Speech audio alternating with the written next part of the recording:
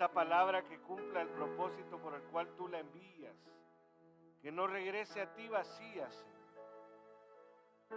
Por favor, en el nombre de Jesús, te damos gracias, Señor. Amén y amén. Que el Señor les bendiga, amados hermanos. Es una bendición estar acá en la casa del Señor. Qué bueno es verles. Sean todos bienvenidos. Le doy gracias a mis hermanos de la alabanza. Dios los bendiga.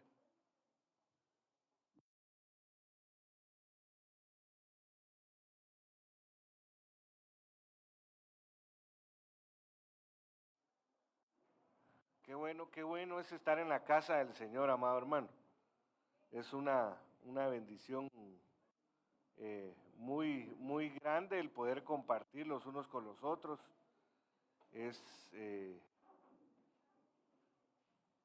como dice la palabra, mirad cuán bueno y delicioso es habitar los hermanos juntos, en armonía, ¿verdad?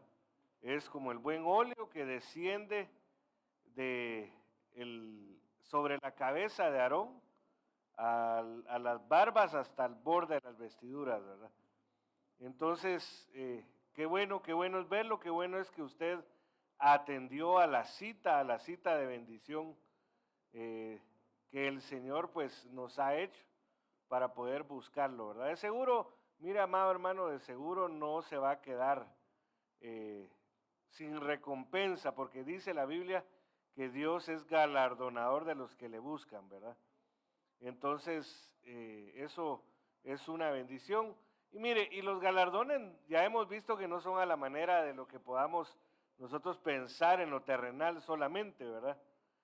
Una medalla, un trofeo, un reconocimiento público, una cantidad de dinero, un bien material. No, el reconocimiento viene sobre todo del agrado del Señor, o sea, la recompensa viene del agrado del Señor. Entonces, antes de continuar, quiero darle la bienvenida especialmente al hermano David Alejandro Díaz Londe. Bienvenido. Dios te bendiga. Sentirte en casa. Y también a las hermanas Betsy y Evelyn Winter. Dios las bendiga. Siéntanse en casa. El Señor les bendiga. Entonces vamos a continuar con lo que pues el Señor nos ha venido ministrando en las últimas santas cenas. Siempre un encuentro con el amor, con nuestro verdadero amor, ¿verdad? Y no estoy hablando de aquel coro, ¿verdad? Sino que la realidad, nosotros podemos amar, dice la Biblia, porque Él nos amó primero. Entonces Él es nuestro primer amor, nuestro Señor, ¿verdad? Padre, Hijo y Espíritu Santo en ellos se manifiesta nuestro primer y mayor amor, ¿verdad? De ahí todo el amor que Dios derrama en los corazones de nuestra familia, de amigos, pero el primer amor es nuestro Señor. Y Él nos citó al banquete, a la mesa, para que podamos nosotros tener un encuentro con Él. Pero la otra cosa es cuando la iglesia ya tiene la necesidad de encontrarse con el amado, es decir, de buscar al amado, de citar al amado. No es lo mismo, mire, por lo regular a nivel general, el que se encarga de hacer todas las citas para reunirse con la amada es el varón, ¿verdad? Eso no quiere decir que lo haga la mujer sea malo, ¿verdad? O que se vea mal, no, también es eso importante y necesario, y sobre todo cuando ya se empezaron a conocer.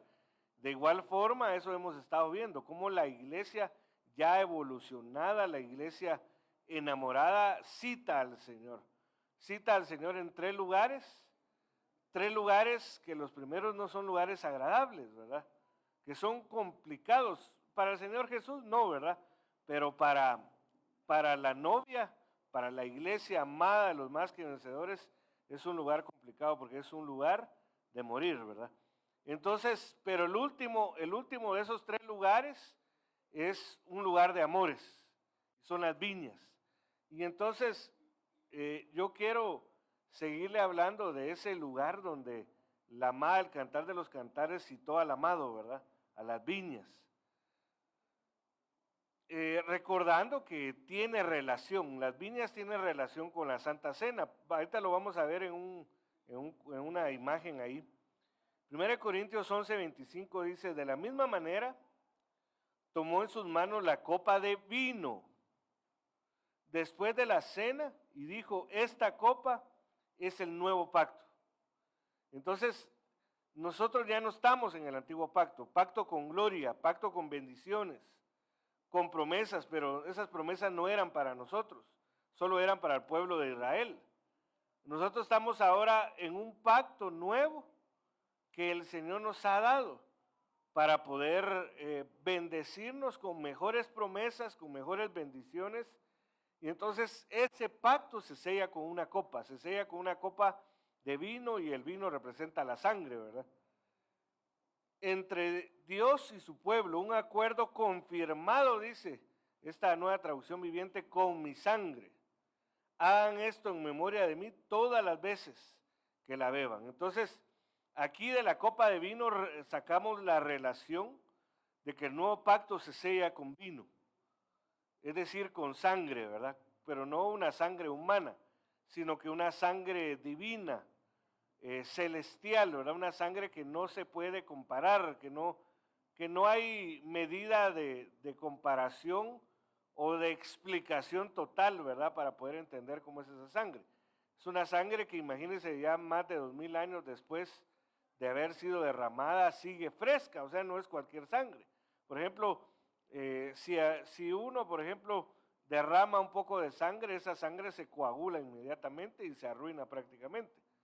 Pero esa sangre del bendito Señor, esa no se coagula porque no es una sangre con la carga de pecado que tiene nuestra sangre, es una sangre perfecta. Entonces, en ese sentido, cuando hablamos del vino, tenemos que ir al origen del vino, ¿verdad? Y antes de ser vino, el vino fue uvas. O sea, el vino se extrae de las uvas. Y las uvas se separan, por así decirlo, del racimo de uvas. Y el racimo de uvas se corta de una vid, es decir, de un arbusto, de un árbol frutal cuyo fruto son las uvas.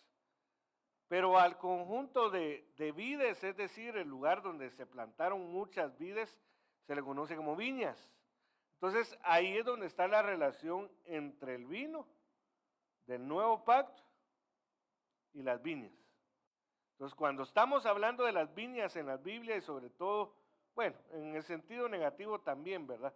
Pero sobre todo en el sentido positivo, las viñas representan el nuevo pacto, ¿verdad? Todo lo que sucede en las viñas representan el nuevo pacto. ¿Qué cosas nosotros obtenemos como bendición? ¿Qué cosas también puedan haber negativas, ¿verdad? Y que nosotros tengamos que renunciar, y cuando llegamos a ese lugar, las viñas, nosotros podamos entregarle completamente nuestro amor al Señor. Y la Biblia deja ver en el Cantar de los Cantares, hablando del amor, que si el hombre lo diera todo por causa de amor, de cierto lo menospreciarían. Entonces, cuando uno está enamorado, amados hermanos, hablemos a nivel sentimental, emocional, pareja, ¿verdad? Matrimonio. Una de las mayores expresiones de amor es entregarse. Y eso fue lo que hizo el Señor Jesús. Por eso Él dijo, tened este mismo sentir, dice en la epístola a los Gálatas, que tuvo Jesucristo, que se dio a sí mismo, ¿verdad?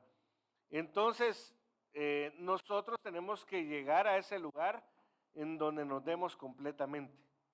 Y ahí tenemos que morir completamente. Si nos hace falta morir, debemos de morir completamente, porque también hablando del amor, dice la Biblia, no he visto mayor amor que aquel que da su vida por un amigo, refiriéndose definitivamente al Señor Jesucristo, pero luego la amada tiene que alcanzar esa bendición, ¿verdad?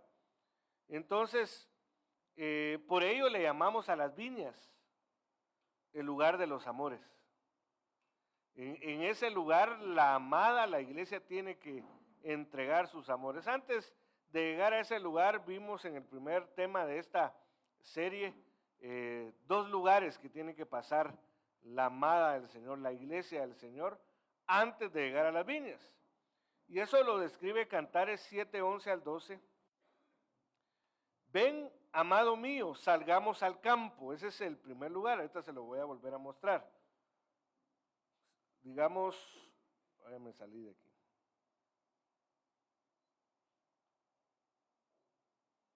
Salgamos al campo, ese sería el primer lugar, ¿verdad? En donde la amada está invitando al amado.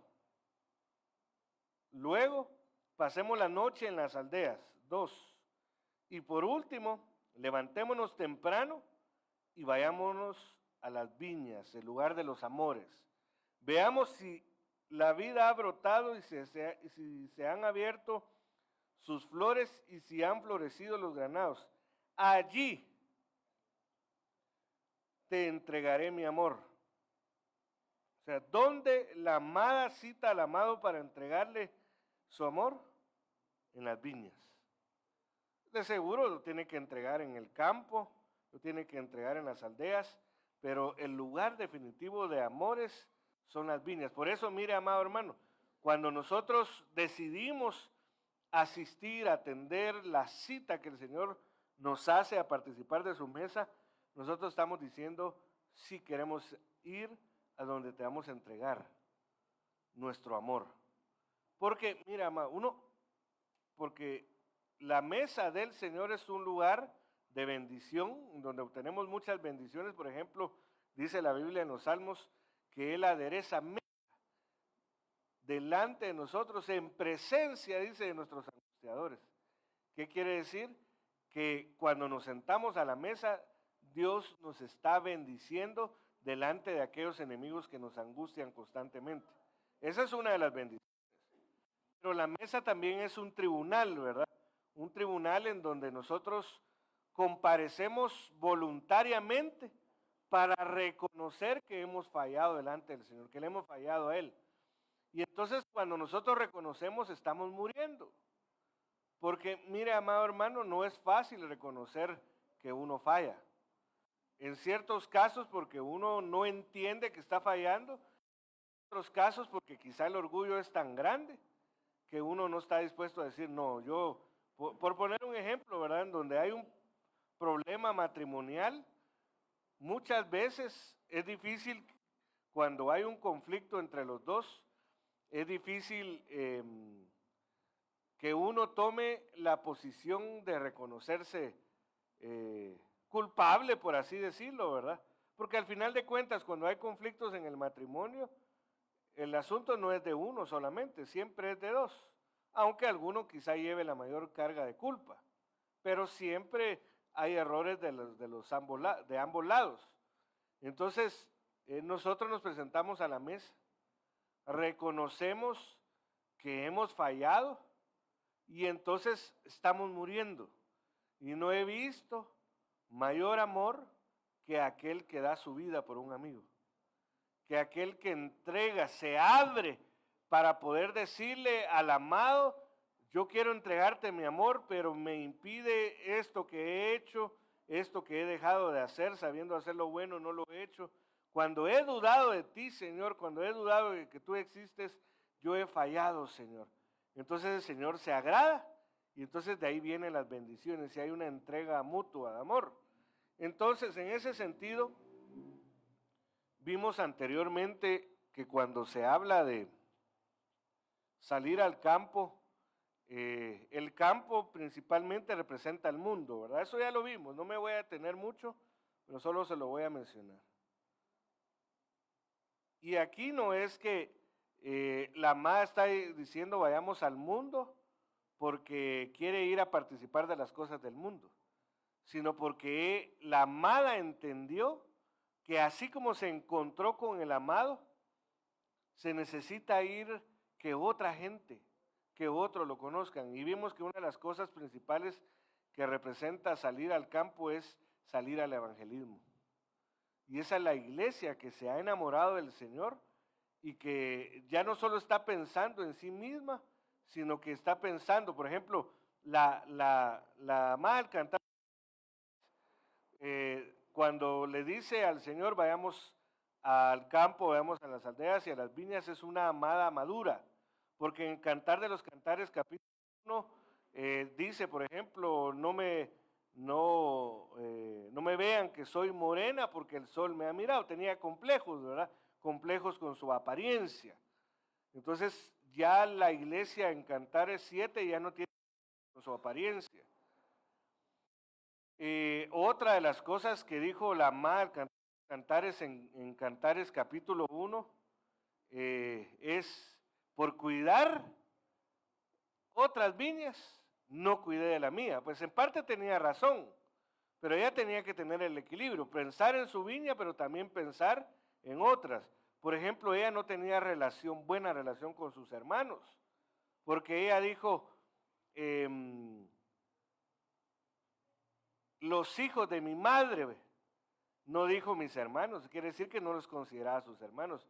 Pero ya ve usted después en Cantares 7 al 8, ve usted que esta misma amada inmadura, que pensaba solo en ella misma, dice, tenemos una hermana pequeña, no le han salido sus pechos, ¿qué haremos cuando vengan a pedirla en matrimonio? O sea, como quien dice, esta mujer ya tiene, mi hermana tiene edad para casarse, pero no ha madurado, ¿verdad? Entonces, ¿qué vamos a hacer? Ya está pensando en los demás. Entonces, la iglesia que está enamorada del Señor, que ha evolucionado, dice, vayamos al campo, aunque el campo no sea agradable, porque miren, el campo, en el mundo nos rechaza, porque dice la Biblia, dijo el Señor Jesús, que nosotros no somos de este mundo, porque si fuéramos de este mundo, el mundo no nos rechazaría. Entonces, ir al campo, ir al mundo, es algo complicado, mire, amado hermano, porque no nos quieren, son adversarios de los cristianos, por así decirlo. Si vemos otro ejemplo de lo que representa el mundo en una figura es Egipto. Egipto es el mundo. Y dice la Biblia que los egipcios aborrecían a los pastores. Quiere decir que ir al campo, ir al mundo no es cualquier cosa. Pero el objetivo tiene que ser ir a testificar de la bendición que nosotros hemos tenido al conocer a un único Dios y verdadero, un Dios que es real, que no es una historia, que no es un mito, que no es una fábula, sino que lo hemos visto, como decía el apóstol Pablo, lo que hemos visto, lo que hemos oído, lo que hemos palpado, tocante del verbo de vida, de eso hablamos. Porque mira, amado hermano, yo sé que para que usted siga viniendo a la iglesia o venga, es porque usted tuvo que haber tenido un encuentro con Dios verdadero, no con una religión. Porque la religión envejece. Y entonces la religión, al envejecer, hace que alguien no quiera seguir siguiendo, ¿verdad? Sino que se vuelva una costumbre. Pero cuando uno tiene una relación con Dios, Dios le habla a uno, Dios lo toca a uno, Dios lo sana, Dios lo restaura, Dios restaura el matrimonio, Dios restaura la familia, Dios restaura la salud. Cuando uno, mire, puede testificar y decir, por ejemplo, como aquel ciego, ¿verdad? Que lo trataban de preguntarle para hacer caer al Señor Jesús y mira qué pasó. Él, lo único que pudo responder en la primera vez, yo solo sé que antes era ciego y ahora veo. O sea, qué gran teología, ¿verdad? Ahí no había gran, bueno, sí había gran teología, pero no era alguien que recibió un seminario, ¿verdad? Un seminario de palabra, hermenéutica, homilética, llegó a decir, a explicar, no solo dijo, yo solo sé que antes, mira, a mí no me preguntes, porque como ellos eran religiosos, ¿verdad? No me preguntes aquí nada de hermenéutica, homilética, yo solo sé que antes era ciego. Yo, por ejemplo, mira, amado hermano, en ese sentido yo puedo decirle que cuando yo no había aceptado, no me había convertido al Señor, yo era ciego. Yo decía, no tengo necesidad de ninguna religión.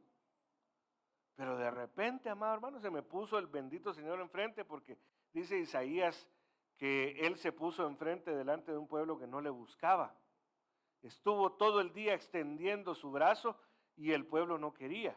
O sea, No, mire, ninguno de nosotros podemos decir que porque fuimos buenos, inteligentes, aunque usted es inteligente, usted fue el que encontró al Señor Jesús. No, el Señor Jesús lo encontró, se le puso enfrente y le abrió sus ojos.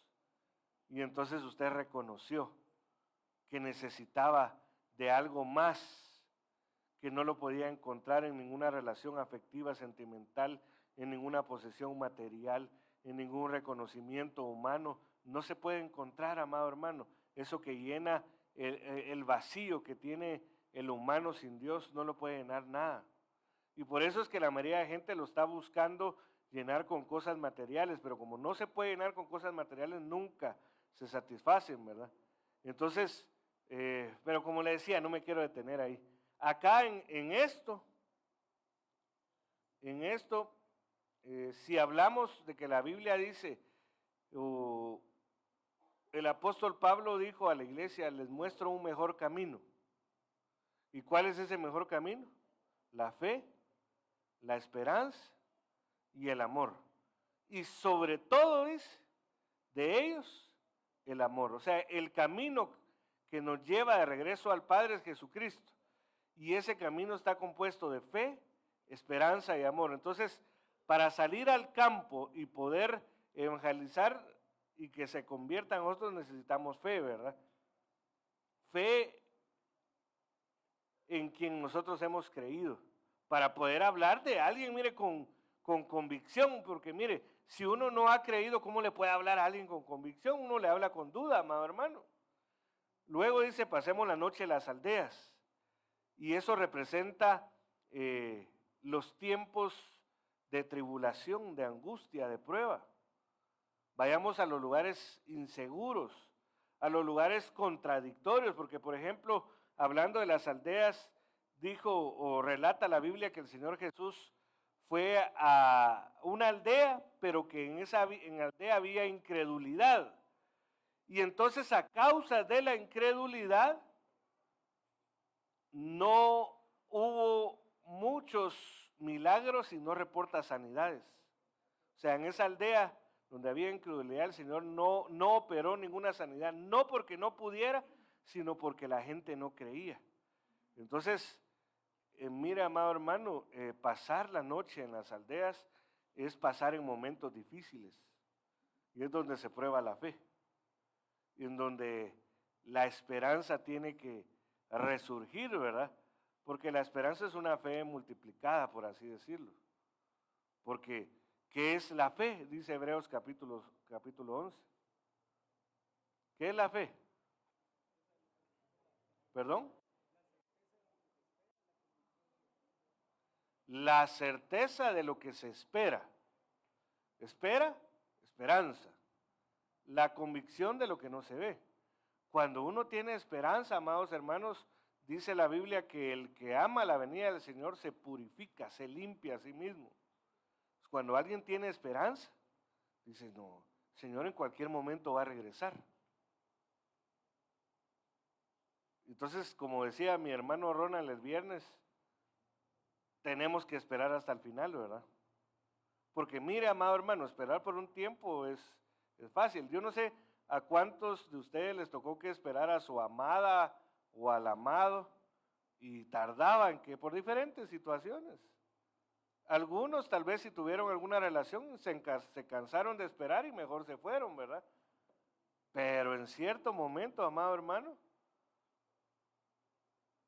había que esperar. Si se amaba, se espera.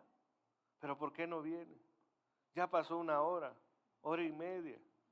¿Qué le pasaría? Mire, el que ama no está diciendo, ¿sabe? De plano, burlándose de mí estaba. No, el que ama, dice la Biblia que el amor todo lo sufre. 1 Corintios capítulo 13. Todo lo soporta, todo lo espera. Entonces, la esperanza, aún en medio de las tribulaciones y de las pruebas, se tiene que manifestar. Porque no quiere decir que porque no estemos viendo al Señor, el Señor no está ahí. Pero a veces el Señor se calla, se esconde. Por eso dice la Biblia, callaré de amor. Entonces, algunas veces, amados hermanos, pareciera que el Señor como que, mire, en la humanidad uno podría pensar, decir, no, el Señor no tiene tiempo para mí, el Señor, yo no le importo, de plano no soy su hijo, de plano yo no he nacido de nuevo. Y porque no aparezca, porque no lo sintamos, no quiere decir que no esté. Cuando hay esperanza, no importa si sentimos o no al Señor, sino que hay una convicción, ¿verdad? Una convicción de que el Señor está con nosotros y nos ha guardado toda nuestra vida desde que estuvimos en el vientre, ¿verdad? Hasta el día que el Señor nos permita irnos, sea por medio de la muerte física o sea por medio del arrebatamiento, de la perseverancia, el Señor nos va a estar guardando y ahí Él va a estar. Entonces, si está pasando la noche, alguno, amado hermano, tenga esperanza. Pase las dificultades con valentía, ¿verdad? Sabiendo que no para siempre se tira el trigo. Después de pasar por estos lugares como que son lugares de purificación, amado hermano. Cuando uno sale al mundo ungido para poder evangelizar, uno tiene que descontaminarse, porque si no, imagínense salir a hacerse con las costumbres del mundo, como que no tiene chiste, ¿verdad? Que algunos dicen, no, yo voy a ir a evangelizar, y yo me estaba contando a alguien que decía, yo voy a evangelizar a los prostíbulos, ¿verdad? ¿Qué evangelizar? Pero si tiene un receptor más contaminado, a menos que el Señor lo haya enviado, pero tiene que ser algo muy, muy especial. Hay que descontaminarse. En la prueba, amado hermano, en la prueba uno se va despojando y va tirando un montón de cosas que no le van sirviendo a uno. Porque miren, en el desierto el pueblo de Israel salió con un montón de cosas, pero en el camino las tuvieron que ir dejando. Ahí iba de plano alguno con un camello y su televisión. Y miren, no estoy hablando de nadie en específico, se me vino a la mente, ¿verdad? Y ahí tenía su televisión, ¿verdad? Que era una carga porque la sacó en cuotas chiquitas, ¿verdad? De 100 quetzales mensuales y a 20 años a pagar. La televisión de 5,000 quetzales le terminó saliendo como en 35,000, ¿verdad? Y eso es una carga. Entonces, cuando viene que se atranca la persona que no puede pagar en medio de la noche, ¿verdad? Ahí están las casas de empeño, ¿verdad? Mira, yo paso por las casas de empeño y a mí me causa, no sé, yo digo cuánta gente vino a dejar sus cosas aquí sufriendo, pero ahí se está descontaminando. Tal vez es algo que amaba más que a su propia familia, algunas veces una joya, ¿verdad? Aquella cadena de 25,000 quetzales la tiene que ir a entregar por 1,000 quetzales. Y esa se me viene a la mente una persona con esa cadena y la familia sin comer. Y entonces, en la noche, se van dejando tiradas cargas, ¿verdad? Cosas que no nos hacen bien. No hablemos de cosas materiales solamente. Problemas, a veces tenemos dificultades en nuestra familia. Peleamos con nuestros hermanos, tal vez biológicos. Y cuando pasamos la noche, quien nos tiende, no es en todos los casos, pero en algunos casos, quien nos tiende la mano son nuestros hermanos. Entonces, ¿qué tiene que hacer dejado uno? Tirado el orgullo, amado hermano. Cuando uno tal vez tenía todas las posibilidades económicas peleando con los hermanos biológicos, ¿verdad? Y que sí, que no sé, yo tengo más, tú tienes más, yo tengo más, y aquella pelea, ¿verdad? Aquel conflicto por competir quién tiene más. Pero cuando el Hijo de Dios es tratado, llevado a las aldeas por las noches y se queda sin nada, ahí dice no, y aparece el hermano. A veces se aprovechan, ¿verdad? Mira, yo que ni voy a la iglesia, estoy bien, ¿y vos? Pero eso sirve para humillarlo a uno, ¿verdad? Y ahí uno entrega. En la noche entrega ese sentimiento de competencia, esa necesidad de sobresalir más en la familia, porque lamentablemente sucede eso en las familias. Le estoy poniendo algunos ejemplos, pero hay tantas cosas que uno en la noche entrega, ¿verdad? O debe de entregar para salir de la prueba. Porque a veces no sale uno de la noche de la prueba, porque Dios nos está pidiendo cosas que no estamos dispuestos a entregarlas. Supongamos, mire, amado hermano, alguien que tiene problemas con la pornografía. De repente aparece que publicaron en su muro de Facebook de que está viendo un video tal, ¿verdad? Y entonces dice la gente, empieza a escribir, por favor, yo no publiqué esto. Hackearon mi cuenta. No, lo que pasa es que cuando le dio clic al sitio de pornografía, se activó algo que hizo que automáticamente publicaran en su muro, ¿verdad? Entonces se expuso en público lo que tenía, y entonces eso es algo contradictorio, ¿verdad? Lo que uno no quiso ministrarse en cierto momento es expuesto en público. Y así le puedo seguir hablando de muchas cosas que Dios nos va quitando y que nos pide que entreguemos para que cuando vayamos a las viñas, ya vayamos a entregarle nuestro amor. Y a decir, no, mira, amado hermano, porque cuando no hemos pasado por esos momentos, póngale su nombre, ¿verdad? Juan, Miguel, Carlos, José, cual sea su nombre, ¿verdad? Cual sea su nombre, póngale ahí. Nicodemo, quiero hablarte. No, Señor, dame un tiempito, solo termino este trabajo y ya. Señor, quiero hablarte, solo termino de tender, Señor, y ya te voy a hablar. Y cada actividad, póngale su nombre. Pero cuando a uno, mira, amado hermano, le quitaron el lazo para tender, y ya no tiene dónde tender, y está batallando, y de repente le habla al Señor, sí, Señor, aquí estoy, quisiera estar tendiendo, pero no puedo, ¿verdad? Aquí estoy, Señor. Y entonces ya la comunicación con el amado ya es más fluida, ¿verdad? Deberíamos de buscar mejor atender al Señor y dejar todo, cuando el Señor nos busque, amado hermano, dejar todo lo que estamos haciendo con prudencia, ¿verdad? Con sabiduría y atender al Señor. A mí me pasaba así, mira, amado hermano, yo no sé por qué me estoy deteniendo mucho en esto, pero yo me recuerdo que cuando yo empezaba a ir a la iglesia, yo tengo mi primo que es pastor, y entonces nos encontramos en la boda de mi hermana, y somos como hermanos con ese mi primo, ¿verdad? Lamentablemente vivimos lejos y por las actividades no compartimos mucho, pero tenemos un afecto como hermanos, somos primos hermanos, pero como hermanos. Y entonces, ¿cómo estás? Que no sé cuánto, me dice, mira, dice el Señor, que sos muy amado en los cielos. Ay, a levantar la cabeza y sacar pecho, ¿no? Pero dice que le has estado pidiendo esto y esto y esto y esto, pero te ha levantado a las 3 de la mañana y no has querido levantarte. Entonces, como quien dice, cuando te ha buscado, le has orado, pero cuando te ha buscado para darte la respuesta, no estás dispuesto. Como la amada, ¿verdad? La amada inmadura.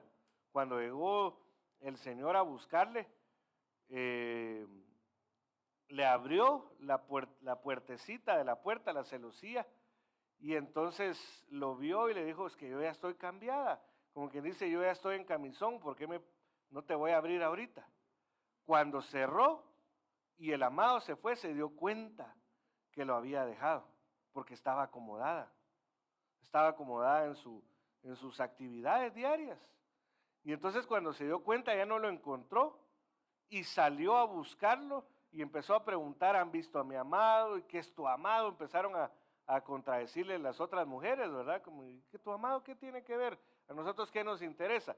Gracias a Dios, pues ahí evangelizó y les presentó al amado cuando le dijo, mi amado es rubio. Y les empezó a decir, pero en otra de las cosas que le sucedieron cuando salió a buscar al amado, dice que los guardas de la ciudad la golpearon. O sea, fue golpeada por las autoridades, por así decirlo. ¿Por qué? Porque cuando debió prestarle atención, entregarle su amor al amado, ella estaba acomodada. Entonces, en la noche, amados hermanos, nosotros aprendemos a decir, Señor, porque mire, cuando uno está padeciendo de algo, escasez, enfermedad, problemas familiares, matrimoniales, problemas laborales, comerciales, si somos nacidos de nuevo, tarde o temprano tenemos que acudir al Señor. Aunque debería de ser en primer lugar que deberíamos de acudir, tarde o temprano tenemos que acudir a nuestro Señor. Entonces, mejor descendamos voluntariamente, ¿verdad? Vayamos, que no nos lleven a la noche. Mejor digámosle al Señor, vamos Señor, lo que tenga que sufrir de prueba, pues ni modo, yo no voy a buscar meterme en prueba como hizo Jonás, pero también vayamos Señor, yo quiero entregarte, no quiero esperar a que tú me busques,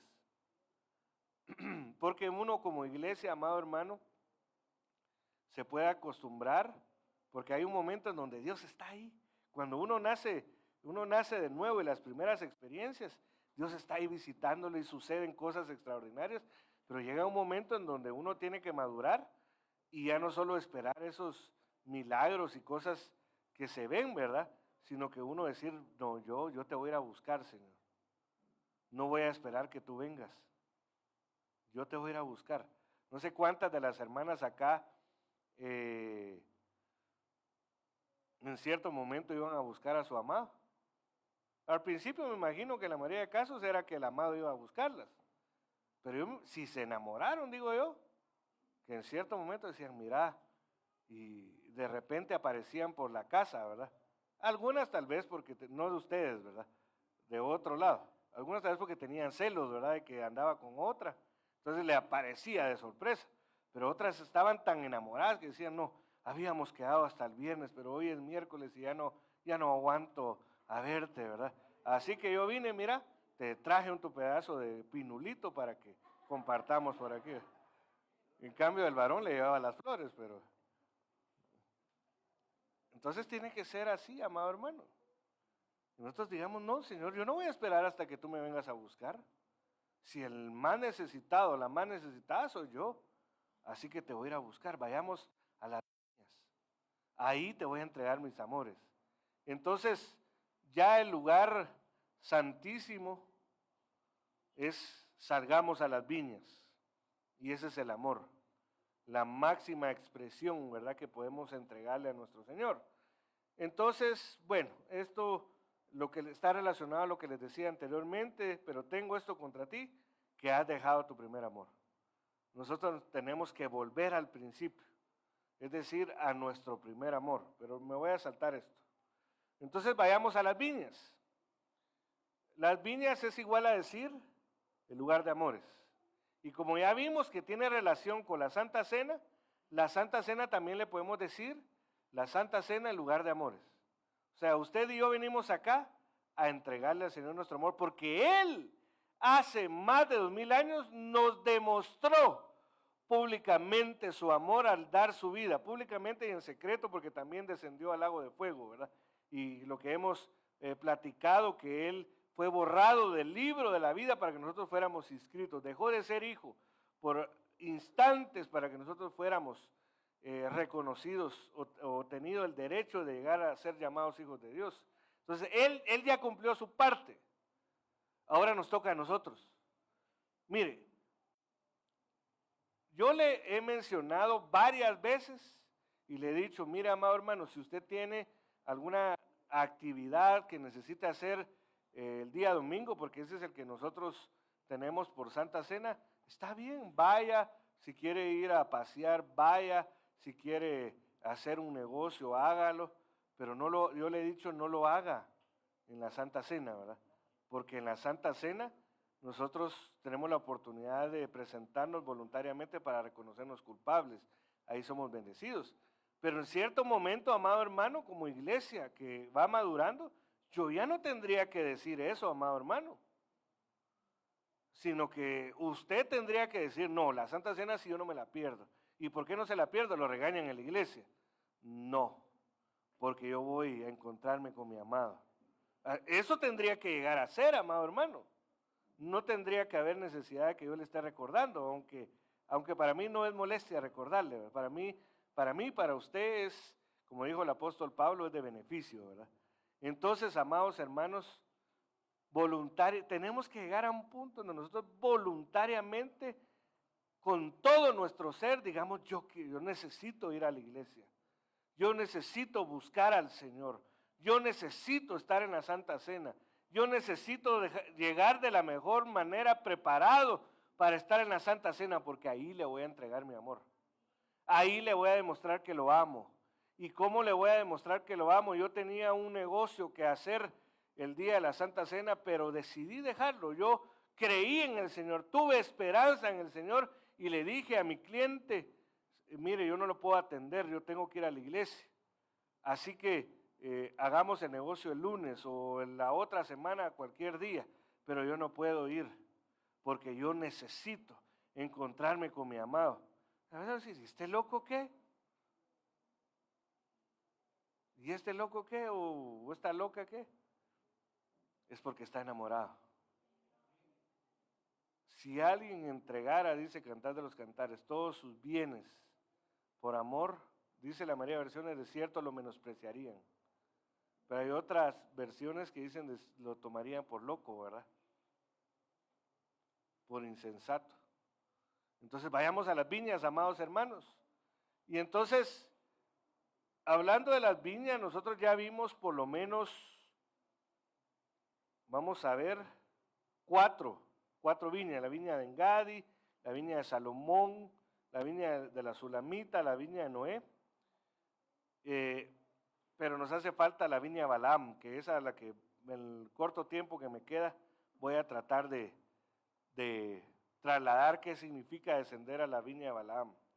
También está la viña de Timnat, la viña de Nabot, la viña de Simet Ramatita, la viña de la mujer virtuosa, la viña del amado, la viña de Jehová Sebaot y la viña de Samaria. No quiere decir que no hayan más viñas, pero por lo menos estas son las más notorias, ¿verdad?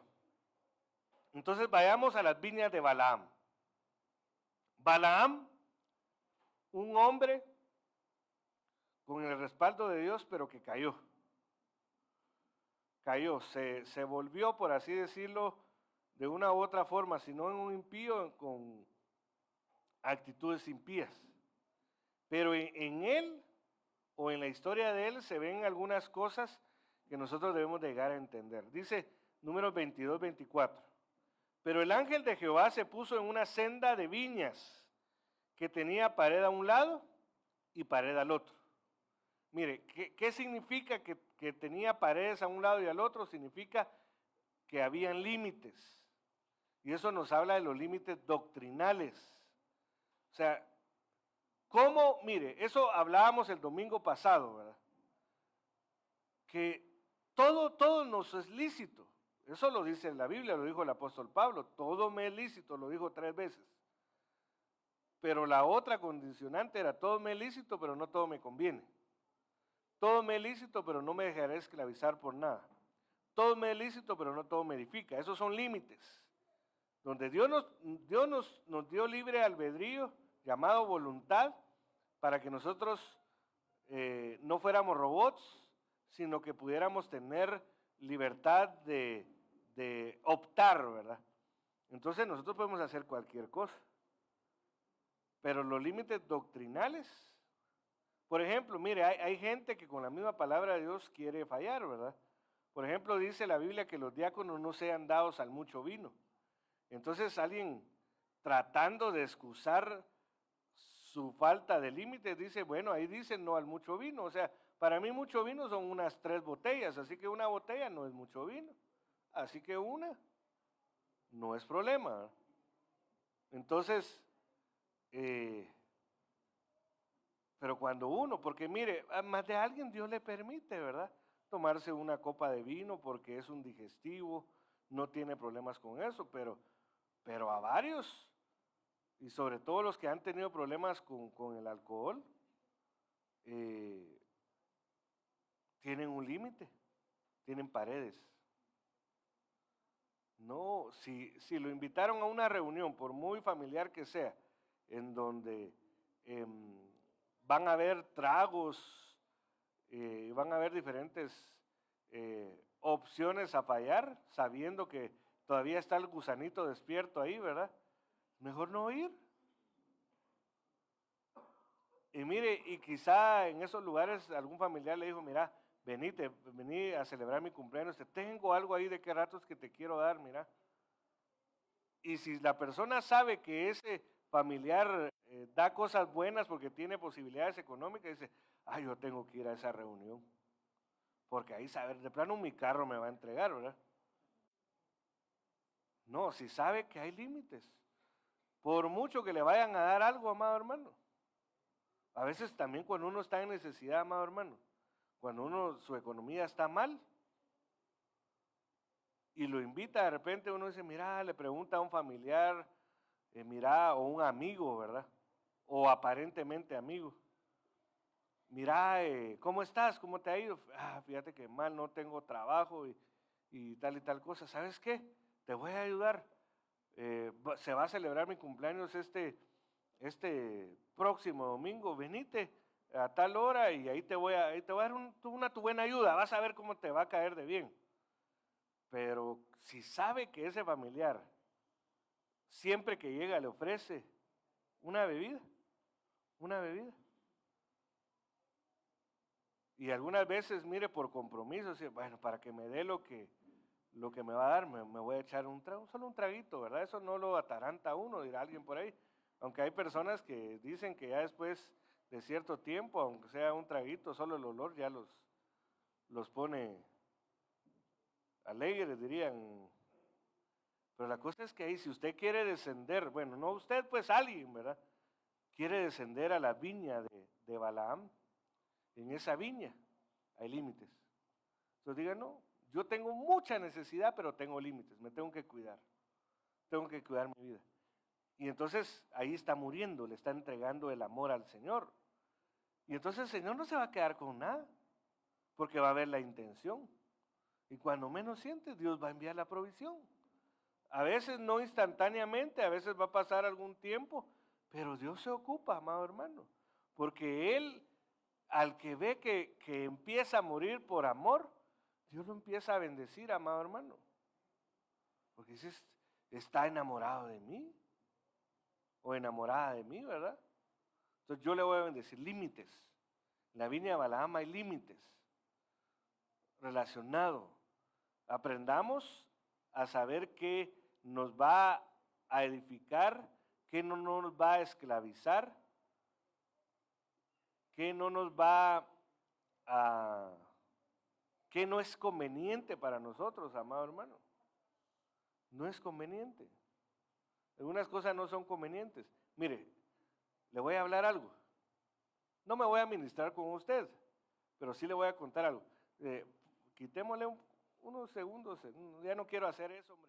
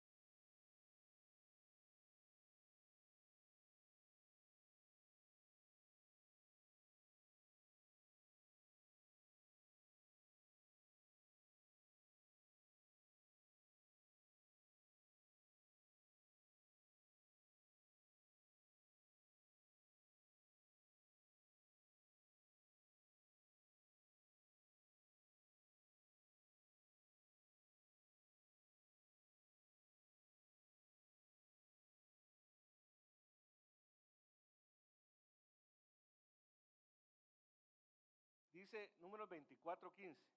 Y comenzando su discurso, parábola, dice entre paréntesis, dijo: oráculo de Balaam, hijo de Beor, y oráculo del hombre de ojos abiertos. Los ojos abiertos pueden representar varias cosas. Como él era un profeta y se terminó por convertir en un adivino, ¿verdad? En su involución. Ojos abiertos significa revelación.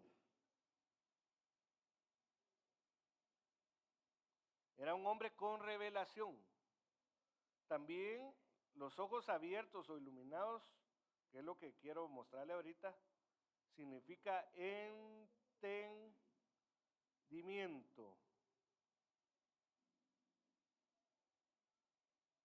Entonces dice, oráculo del que escucha las palabras de Dios, o sea que él escuchaba el mensaje de Dios y conoce la sabiduría del Altísimo. Mire, este no era cualquier hombre, amado hermano, porque escuchaba a Dios y escuchaba a Dios Altísimo, o conocía la sabiduría del Dios Altísimo, del que ve la visión del Todopoderoso. Aquí debe estar la cuadridimensión, ¿verdad? Que es Dios Altísimo, Padre, Hijo y Espíritu Santo. Del que ve la visión del Todopoderoso, caído, pero con los ojos descubiertos.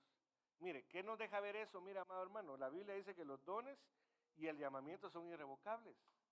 Que el Señor nos use no quiere decir que estemos bien. Que nosotros, por ejemplo, en mi caso, ¿verdad? Que yo esté predicando y que el Señor me use, no quiere decir que mi vida personal esté bien. Pueden haber cosas que pueda estar en pecado, ¿verdad? Entonces no es una garantía, amado hermano, del hecho de estar bien como persona, que Dios lo use a uno. Entonces, amados hermanos, nosotros en la viña de Balaam tenemos que ir a entender si Dios nos usa en algún sentido, tenemos que ver el resto de nuestra vida para entender si estamos fallando en algo, ¿verdad? Por eso la Santa Cena. Pero saliendo de eso y yéndonos a que era un hombre de ojos abiertos, como les decía anteriormente, tiene que ver con relación y entendimiento. Dice Génesis 49:12. Sus ojos, aquí está hablando de Judá, ¿verdad? Las bendiciones de Judá.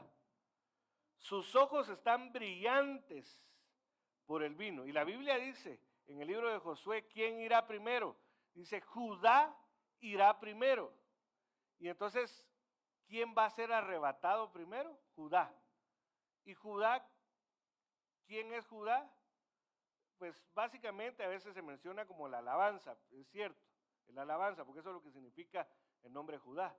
Pero también vimos en cierto momento que dice la carta a los romanos, que el verdadero judío no lo es por haber nacido de padres judíos, ni por tener apariencia de judío, sino es aquel que es recto en su corazón. Aquel que el Espíritu Santo, se lo estoy parafraseando, lo visita, ¿verdad? Aquel que agrada a Dios, ese es el verdadero judío. Entonces, aquel que agrada a Dios, participando en las viñas del vino que se extrajo de las viñas, sus ojos, hay otras versiones que dicen sus ojos son más rojos que el vino, pero esta que quizás es una de las mejores, para este caso, sus ojos están brillantes por el vino y sus dientes blancos por la leche. Entonces, eso tiene por contexto lo que el apóstol Pablo dijo en Efesios 1:18. Esta es la Biblia Reina Valera actualizada, dice, habiendo sido iluminados, está relacionado con brillantes, los ojos de vuestro entendimiento, para que conozcáis cuál es la esperanza que os ha llamado, cuál es la riqueza de la gloria de su herencia en los santos. Entonces, en las viñas de Balaam se abren los ojos, se iluminan los ojos brillan. ¿Y qué quiere decir eso? Que cuando uno desciende a las viñas a entregarle el amor al Señor, se abre nuestro entendimiento. Y mire, ¿y por qué es importante tener despierto, abierto, ceñidos los lomos del entendimiento, según lo que pues relata el apóstol Pablo y el apóstol Pedro? Porque en la parábola del sembrador hay 4 tipos de terrenos. Toda la parábola representa a la iglesia en su totalidad, pero dividido en 4 tipos de terrenos. Los primeros 3 son tierra que no es fértil.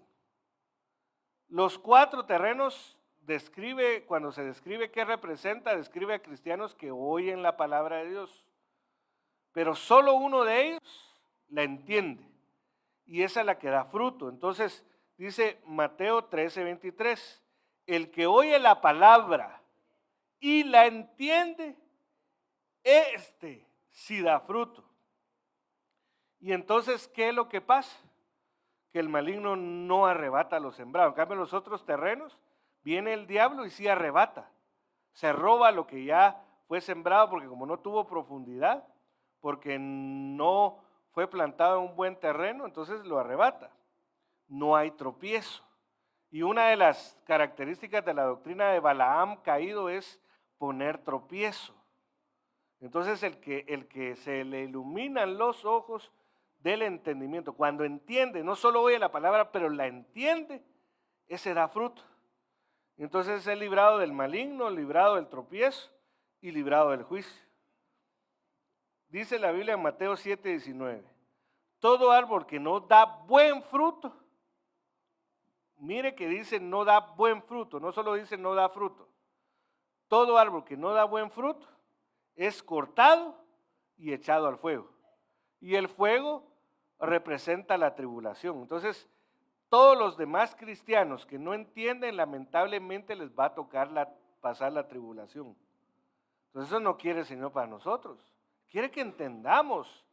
Mire, usted tiene que salir cada vez que se expone a la palabra, al mensaje de Dios, por lo menos algo que entienda. Fíjese que yo particularmente del retiro, yo me traje muchas bendiciones, muchas. Pero una frase, mire, que me pegó, y hablando de la Santa Cena, me pegó, como dicen por ahí, me pegó con tubo, ¿verdad? Una frase sencilla que dijo el apóstol Salomón Castro: no es el hisopo, es la sangre. Mire, eso, porque ¿sabe qué entendí? Porque el hisopo eran unas flores de una planta que se cortaban para unirlas, y entonces el sacerdote mojaba ese hisopo, no es el hisopo que nosotros conocemos, ¿verdad? Lo mojaba en la sangre y con eso rociaba para purificar, para santificar. Entonces, lo que yo entendí de esa frase es, no es el ministro, sino que es la sangre. Entonces, ¿sabe qué entendí yo? No es que yo sea bueno cuando le atino en algo en el Señor, no, es la sangre del Cordero de Dios. Esa es la que tiene que poder. Entonces, yo entendí que yo me tengo que hacer a un lado para que no reciba yo la gloria, sino la gloria sea del Señor. Entonces, yo como le digo, entendí varias cosas, pero quizá esa fue la que más me pegó, y a mí me conviene, amado hermano, para nunca pedirle al Señor que yo nunca me crea que soy la última Coca-Cola, ¿no? Yo solo soy un siervo más del Señor, pero donde está el poder es en la sangre del Cordero de Dios derramada. Entonces usted tendría que salir cada vez que se expone la palabra con algo que haya entendido, amado hermano. Y eso que usted entiende lo va a hacer dar fruto. Y al dar fruto, y si es buen fruto, usted va a estar siendo librado. Entonces en la viña de Balaam, se sale a la viña de Balaam para entender la palabra de Dios. Y entonces dice Juan 15:2, todo sarmiento que en mí no da fruto, lo quita. Todo el que da fruto, lo poda para que dé más fruto. Mire, algunas veces hay algún tipo de prueba que no es para destruirnos, es porque Dios está viendo que estamos dando fruto. Entonces dice, bueno, yo quiero que dé más fruto, pero le voy a cortar algunas cosas que impiden dar más fruto y que el fruto sea mejor. Pues los que podan, los que son expertos en eso, saben que a veces sale algún fruto que no está del tamaño que debería de ser, o el árbol, el arbusto no se ha cargado con fruto. Entonces lo que recomiendan es, hay que podarlo, hay que cortarle estas ramas de esta forma, y cuando se corten van a ver que va a dar más fruto. Entonces, amados hermanos, uno de los beneficios de salir a las viñas y entregarle el amor al Señor es entender. Mire, ¿qué fue lo que pasó con aquellos hombres discípulos que iban rumbo a Emaús? Después de que resucitó el Señor Jesús, se les pegó, iban caminando rumbo a Emaús y se les pegó, pero él iba, mire, hablando del fruto, ¿verdad? Él iba mutado, porque como él ya tenía un cuerpo espiritual, podía cambiar de forma. Y entonces él iba en forma de un hortelano, es decir, de un jardinero. Y entonces iban hablando y decía, ¿y ustedes por qué van tristes? Les dijo el jardinero, que era el Señor Jesús. ¿Acaso no sabes lo que pasó con nuestro maestro? Y entonces le empezaron a explicar que él había sido crucificado. Y entonces llegaron, mire, llegaron al lugar a donde iban, y entonces lo invitaron a sentarse a la mesa. Y entonces partieron el pan, y cuando comieron del pan, se desapareció. Y entonces se le abrieron los ojos a ellos. Este que venía con nosotros era Jesús. ¿Que acaso no ardía nuestro corazón cuando nos hablaba? Entonces en la mesa se les abrieron los ojos y entendieron que ese hombre que había tomado otra forma era el mismo por el cual ellos estaban tristes. Entonces de seguro tuvo que haber regresado la alegría, amado hermano, porque cuando uno entiende la palabra de Dios, entiende la verdad de Dios, uno está alegre, amado hermano. Es una de las formas de recibir gozo, de recibir alegría, y el vino representa el gozo del Señor. Entonces, ahorita que partamos, si me ayudan, hermanos de la alabanza, hermanos que reparten los elementos, ahorita que nosotros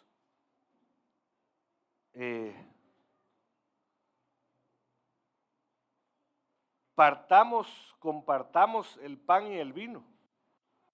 Usted dígale al Señor, amado hermano, quiero dejar de hacer mi voluntad, Señor. Quiero conocer cuál es tu voluntad, como dice aquí en Romanos 12:2, buena, agradable y perfecta. Ya no quiero hacer más mi voluntad, Señor, porque por hacer mi voluntad no me ha ido bien o me ha llovido. Yo quiero conocer cuál es tu voluntad. Quiero conocer cuáles son mis límites. Porque hay límites generales y hay límites, hay paredes individuales para cada uno. Pero dígale, Señor, yo no quiero llegar a la iglesia y escuchar y salir sin entender nada. Dame, Señor. Cuando participe del pan, como se le abrieron los ojos a los de Emaús, que cuando tome el vino se hagan brillar como a Judá, y al suceder eso yo pueda entender que no estoy siguiendo una religión, sino que estoy en pos de una relación con un Dios vivo, verdadero, con un Dios todopoderoso, que mi necesidad no es nada delante de su poder, que Él puede hacer aún de la nada para que yo pueda salir adelante, amado hermano. Entender que nosotros estamos participando de la sangre del autor y consumador de la fe, del autor de la vida. Y mira, amado hermano, hoy en la profecía otra vez el Señor nos hablaba de sanidad. Ya el domingo pasado el Señor nos llevó a ministrar a la oveja enferma, ¿verdad? Y yo digo que más de algo hizo el Señor, porque ahí sí yo no solo Dios lo sabe. Pero otra vez nos está hablando de sanidad, y la Biblia dice que aquel que no participó del banquete del Señor dignamente. Algunos están enfermos, otros débiles y otros duermen. Es decir, algunos murieron después de participar de la Santa Cena de una forma negativa.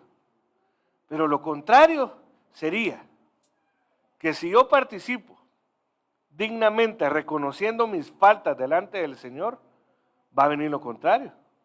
Sería aquellos que participaron dignamente, muchos sanaron, tienen una mejor salud, otros se fortalecieron y otros volvieron a una nueva vida, ¿verdad?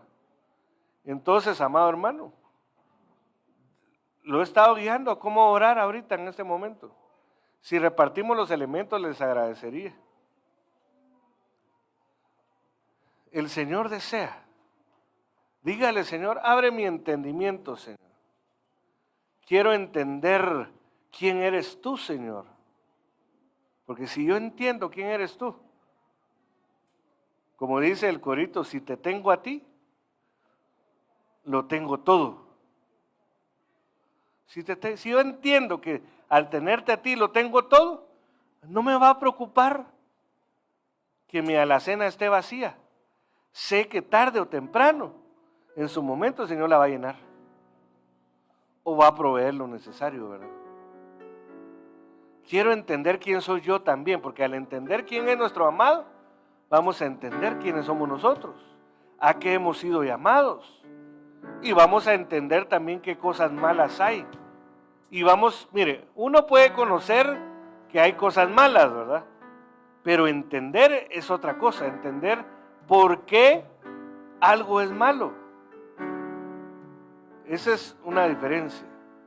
Entonces, ahora que participemos de los elementos del pan y del vino, van a brillar nuestros ojos. Nuestro corazón va a arder más por el Señor, ¿verdad? Entonces, tomemos unos instantes para presentarnos delante del Señor, y si usted tiene en mente faltas que haya cometido, ofensas hacia el Señor, pídale perdón al Señor. Me presento en tu mesa, Señor, en tu tribunal, Espíritu Santo, para no ser hallado culpable con el mundo. Voluntariamente reconozco. Y usted empieza a reconocer ahí en su interior. Y el Espíritu Santo que está o que debe de estar en su interior va a estar escuchando.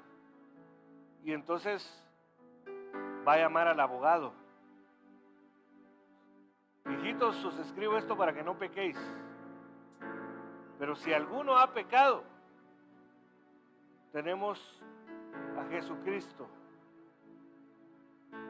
al abogado para con el Padre. Entonces el Espíritu Santo dice: abogado, pase adelante. Este se hizo digno. Este hijo, esta hija se hizo digno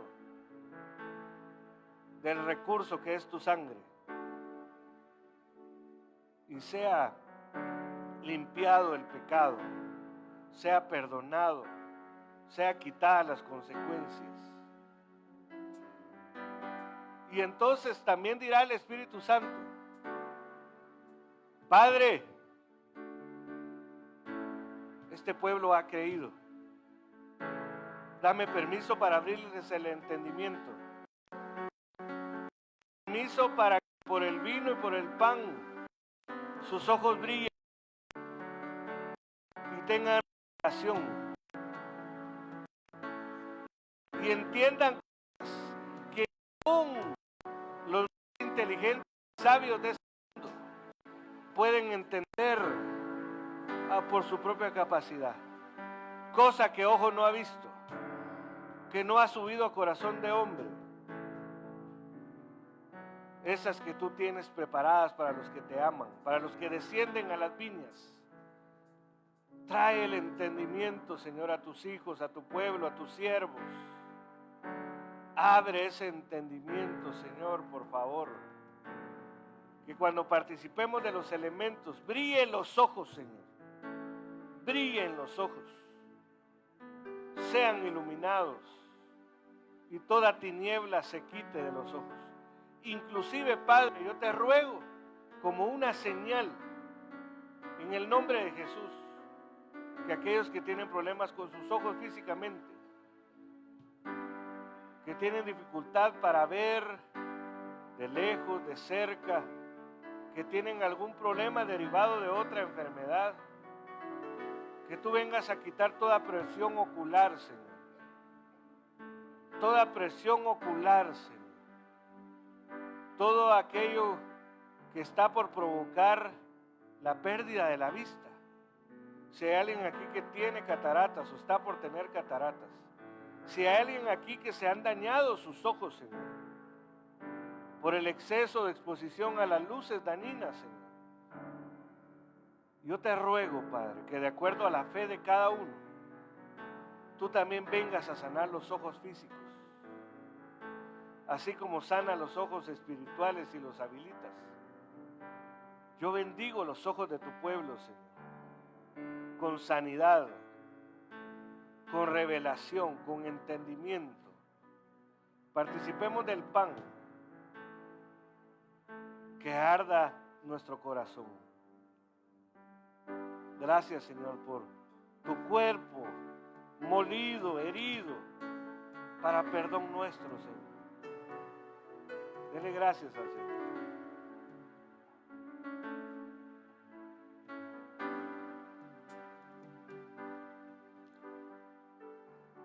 Tomemos del vino. Sangre del nuevo pacto.